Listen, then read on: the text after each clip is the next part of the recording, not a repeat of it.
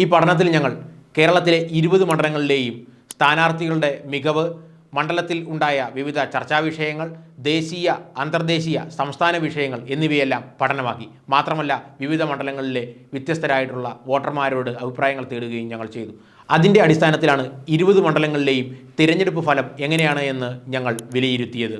ഏറെക്കുറെ സമഗ്രമായ രീതിയിൽ കേരളത്തിലെ 20 മണ്ഡലങ്ങളിലെയും തിരഞ്ഞെടുപ്പ് ഫലത്തെ ഞങ്ങൾക്ക് വിലയിരുത്താൻ സാധിച്ചു. എങ്കിലും ചെറിയ ചെറിയ മാറ്റങ്ങൾ ചിലപ്പോൾ വരാൻ സാധ്യതയുണ്ട്.